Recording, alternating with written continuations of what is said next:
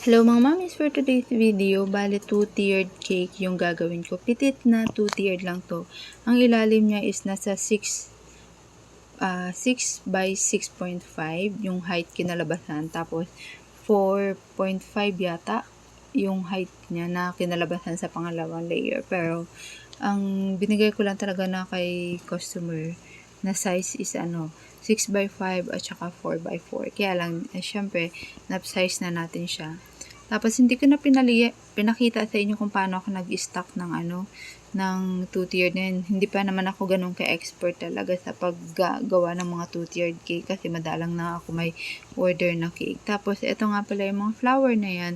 Ano yan siya, may nabibili lang na molder online. So binili ko lang yan siya. Tapos yung gitnang portion na din lang, kinulayan ko lang yan siya ng parang pangkulay ng powder something lang na kulay. Tapos ayan yung topper na yan, medyo malaki yung nagawa ko, 'di ba? Ako din lang yung gumawa niyan, lahat yan gawa lang sa fondant.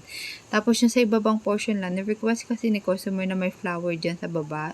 Feeling ko nga hindi siya babagay. Kaya lang syempre masunodin tayo, kaya pinagbigyan pa din natin si customer. Tapos ito na yung kanyang pinaka final outcome, 'di ba? So lahat ng details halos hindi ko na pinakita paano ginawa.